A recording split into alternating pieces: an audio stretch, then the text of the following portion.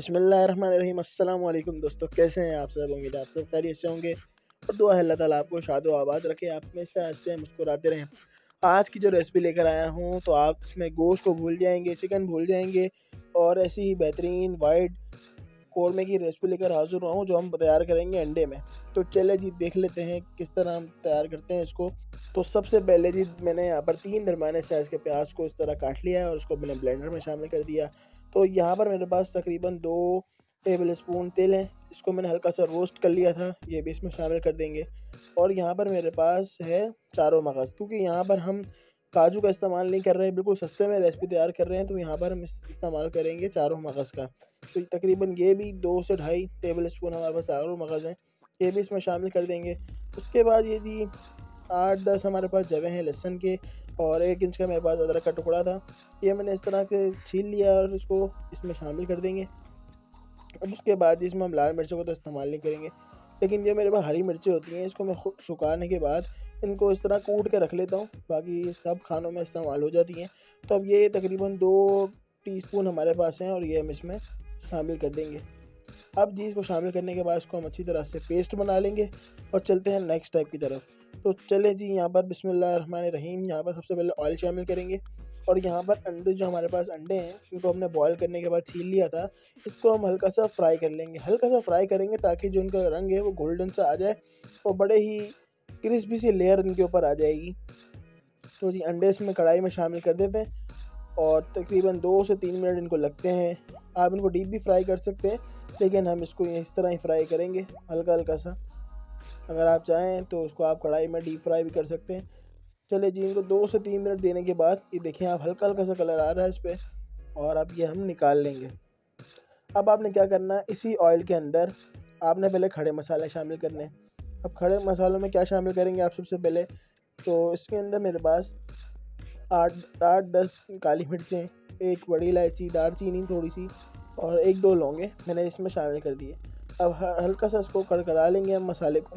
उसके बाद जो आपने पेस्ट बनाई थी ये इसमें शामिल कर देनी है और आपने जग को अच्छी तरह से, भले आपको पानी डालना पड़े थोड़ा जग के अंदर, तो आपने वो खंगाल के इसमें डाल देना है।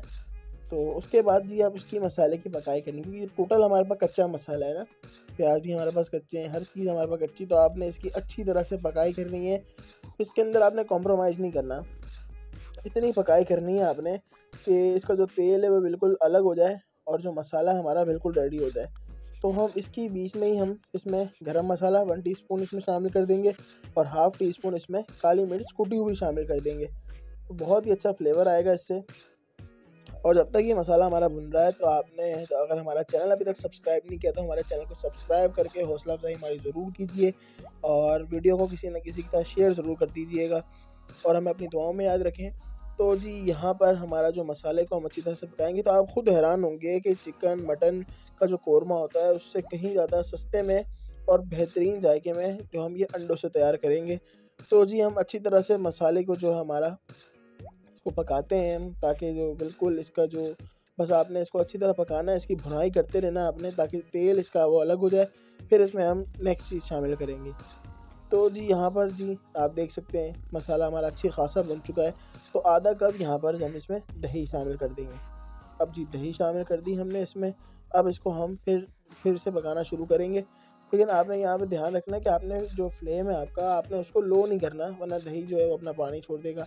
तो आपने क्या करना है, मीडियम रहने देना है फ्लेम को और आपने उसको अच्छी तरह से इसकी पकाई करनी है। अभी से आप देख सकते हैं कि ग्रेवी हमारी कितनी बेहतरीन है और कितनी ही मज़ेदार हमारी ग्रेवी हो चुकी है। अब आपने क्या करना है, इसको और पकाना है।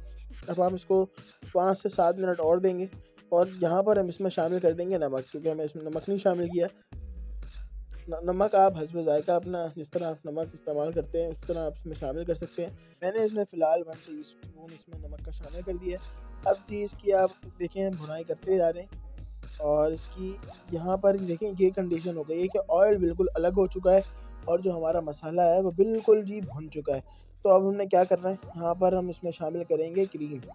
अगर आप चाहें तो क्रीम शामिल कर लें, ना ही नहीं है आपके पास, अवेलेबल नहीं है तो भले ना करें, लेकिन क्रीम डालने से जो इसका जायका आएगा, जो कलर आएगा, वो तो फिर अब वो जितना गुड़ डालो उतना मीठा वाली वो जो मिसाल है वो इस पर आती है। तो जी अब इसको क्या करेंगे, हम थोड़ा सा मिक्स करेंगे और इसमें जो अंडे हैं हमारे, जो हमने बॉयल किए हुए थे उस पर हमने ऊपर से कट लगा लिया उसको इस तरह से, ताकि जो उनका मसाला है वो अंदर तक रच बस जाए। तो जी अंडे शामिल करने के बाद इसको इसमें अच्छी तरह से करेंगे हम मिक्स करने के बाद जी अब देखें ग्रेवी जो है हमारी बहुत ज़्यादा थिक है। तो आपने क्या करना है, अब आप जितना पानी इसमें शामिल करना चाहें, मिसाल के तौर पे अगर आप चाहते हैं कि हमारी जो ग्रेवी है थोड़ी पतली हो, लेकिन पतली में ज़्यादा मज़ा नहीं आएगा, थोड़ी हमारी गहरी सी होनी चाहिए, तो इसमें मैं यहाँ क्या करूँगा, थोड़ा सा पानी शामिल करके इसको अच्छी तरह से कर लूँगा मिक्स, ताकि हमारी जो ग्रेवी है वो थोड़ी सी बन जाए। ये देख सकते हैं आप किस तरह बेहतरीन सी हो चुकी है हमारी ग्रेवी। अब जी इसको 2 से 3 मिनट के लिए हम दम पे रख देंगे ताकि ऑयल उसका दोबारा ऊपर से आ जाए। तो जी ये देखिए जी 2 से 3 मिनट बाद हमने इसका ढक्कन हटाया, ऑयल ऊपर आ चुका है, तो ये हमारी रेसिपी जो हो चुकी है बिल्कुल रेडी। अब इसको डिश आउट करते हैं। तो चलिए जी बिस्मिल्लाहिर्रहमानिर्रहीम। तो ये देखिए जी माशाल्लाह से हमारी जो कोरमा है वो तैयार हो चुका है अंडों का, और इसके ऊपर हम गार्निश के लिए अदरक और इसके ऊपर थोड़ी सी और हम इस पर क्रीम डाल देंगे ताकि सोने पे हो जाए सुहागा। तो जी अगर आपको हमारी रेसिपी अच्छी लगी हो तो हमारे चैनल को सब्सक्राइब करके हौसला अफजाई ज़रूर कीजिएगा, वीडियो को किसी ना किसी के साथ शेयर ज़रूर कर दीजिएगा। अपना और अपने गिरदोनवा में लोगों का बहुत ज़्यादा ख्याल रखें। मिलते हैं किसी और रेसिपी में, जब तक दीजिए इजाज़त। अल्लाह हाफिज़।